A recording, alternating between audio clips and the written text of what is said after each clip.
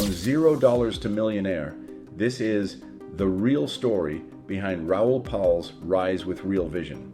Raoul is one of the most respected macro investors in the world, but his journey to millions didn't follow the traditional Wall Street path.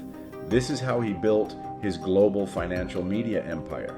You'll discover how he saw the 2008 financial crisis coming, why he quit the hedge fund world, and what his insights on crypto and liquidity cycles, featured in Medium, CoinDesk, and Business Insider, can teach you, including one powerful strategy we will reveal at the end. Before most of the world understood what was breaking in the global financial system, Raoul saw it coming and walked away before it did. He is a former hedge fund manager who once sat at the center of traditional finance, working at GLG, one of the most respected hedge funds in the world. As a global macro investor, his job was to study the biggest forces shaping markets: interest rates, currencies, debt cycles, and liquidity, and make high-stakes decisions based on where the world was headed next. It was a front-row seat to the machinery of global finance, and Raoul was very good at it. But the deeper he went, the clearer something became. The system was fragile, incentives were broken, and the risks were far larger than most people were willing to admit. Years before the 2008 financial crisis unfolded, he began warning that a massive collapse was coming. When it did, it changed everything, not just for markets, but for him personally. He stepped away from hedge funds, not because he failed, but because he saw the limits of a system that rewarded short-term thinking over long-term truth. That decision eventually led to the founding of Real Vision, a media platform built to give investors access to the kind of macro insights once reserved for elites. Through long-form interviews and deep analysis, Real Vision became a hub for understanding how the global economy really works. Over time, he also became one of the earliest mainstream voices speaking seriously about Bitcoin, crypto market cycles, and liquidity-driven markets, long before these ideas became popular. He connected crypto to the same macro forces he'd studied his entire career, framing it not as a fad, but as a consequence of global monetary policy. But none of this was part of the original plan. Raoul's early career looked like the definition of success, the kind of life most people are told to aim for and never question. He came up through an elite finance background, mastering the language of markets, macroeconomics, and global capital flows. This was Wall Street at its highest level, where decisions moved billions and information traveled faster than the headlines. By the time he reached a high-paying hedge fund career, he had made it inside the inner circle, working with top institutions, central bank data, and the smartest minds in finance. With that came prestige, access, and influence, private meetings, exclusive research, early signals the public would never see. From the outside, it was a safe life, financial security, professional respect, and a clear upward path. This was the world that rewarded obedience to the system and punished those who questioned it. But behind closed doors, he noticed something unsettling. The smartest people in the room weren't preparing for long-term stability. They were optimizing for survival. Short-term gains mattered more than structural risk. Debt kept piling up. Liquidity became a crutch, and the incentives driving the system were quietly breaking it from the inside. Then he saw something that terrified him, and it wasn't a market crash. What frightened him was the realization that the system itself could no longer be fixed from within. The rules encouraged risk-taking without accountability. Losses would be socialized, while gains stayed private, and when things eventually broke, the consequences wouldn't be shared equally. For the first time, the safe path didn't feel safe at all. Raoul wasn't afraid of volatility. He was afraid of complacency, of a financial world pretending everything was under control while quietly heading toward a reckoning. And that fear planted the seed for a decision that would cost him comfort certainty, and status, but would ultimately define his legacy. Don't go anywhere. You would want to know what that decision was. Years before the world realized something was wrong, Raoul had already made the call, and it changed the course of his life. In the mid-2000s, while markets were euphoric and risk was being ignored, he was studying the plumbing of the global financial system. As a global macro investor, he wasn't focused on headlines. He was tracking debt, leverage, and liquidity. What he saw didn't add up. The numbers were screaming danger, even as Wall Street celebrated endless growth. Quietly and against consensus, Raoul began warning that a global financial crisis was coming. When the 2008 global financial crisis finally hit, it confirmed his fears. The collapse wasn't a random shock. It was the inevitable outcome of a system built on fragile foundations. Banks were over-leveraged. Risk was misunderstood. And when everything broke, it became painfully clear that the system itself was fragile, held together by confidence and debt rather than resilience. But the deeper realization cut even harder. The incentives were broken. The people who took the biggest risks weren't the ones who paid the price. Bailouts replaced accountability. Short-term profits were rewarded, while long-term stability was ignored. For him, this wasn't just an economic failure, it was a moral one. The cost of seeing this early was heavy. The constant pressure, the responsibility of managing risk inside a broken system, and the fight against groupthink led to burnout and deep disillusionment. The work that once energized him now felt hollow, and that's why he made the hardest decision of his career. He didn't leave because he failed. He left because he understood too much. Walking away from hedge funds meant giving up status, security, and certainty. But staying would have meant pretending the system could be fixed from the inside. He chose truth over comfort, and that choice set the stage for everything that came next. Walking away from Wall Street didn't lead to freedom overnight. It led to uncertainty. When Raoul stepped away from traditional finance, he wasn't stepping into another cushy role. He was starting from zero. No hedge fund platform, no powerful brand behind his name, no institutional safety net. For the first time in years, there was no guaranteed income, only conviction and a deep understanding of how the world really worked. He moved deliberately away from traditional finance, not out of rebellion, but out of necessity. The old system no longer aligned with how he saw markets, risk, and truth, but independence came with a cost. Without a firm or a title, credibility had to be earned one reader at a time, so he began experimenting. He started writing macro reports, breaking down global markets in a way that was brutally honest and radically accessible. He published independent research, connecting dots others ignored: liquidity flows, debt cycles, and the long-term consequences of central bank policy. There were no viral moments, no overnight success, just consistency. Slowly, an audience formed, not millions, not institutions, just curious investors who felt the system wasn't telling them the whole story. People who valued clarity over hype. He wasn't selling certainty. He was offering frameworks, and that made his voice different. The pressure to return was always there. A paycheck would have been easy. The doors were still open. Prestige could be reclaimed with a phone call. This is where most people would have gone back to a paycheck. Raoul doubled down. He leaned further into independence, refining his ideas, deepening his research, and trusting that transparency would win over time. That decision, made in isolation without guarantees, became the foundation for everything that followed.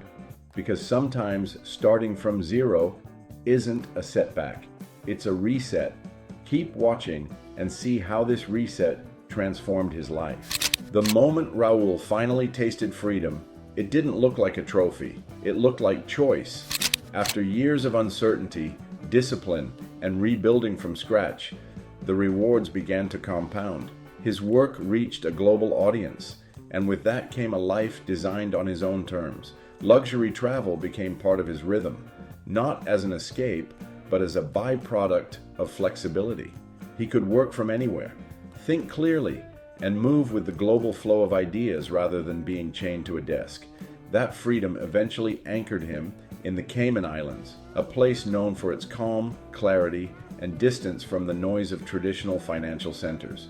It wasn't about status, it was about space. Space to think, space to write, space to live well. The island lifestyle reflected the same philosophy that shaped his investing. Reduce friction, focus on signal, and let compounding do the rest. For the first time, he had financial freedom, without the cost that once defined success. No more 80-hour work weeks spent reacting to markets. No more corporate pressure forcing short-term decisions. No committees, no politics, just deliberate work, deep thinking, and alignment between effort and outcome. What made this phase different wasn't the presence of comfort, it was the absence of stress. His days were no longer dictated by urgency, but by intention. The grind had been replaced by leverage. Ideas scaled through media, education, and global networks rather than hours logged. But here's the part nobody notices. He didn't chase luxury. Luxury followed the strategy.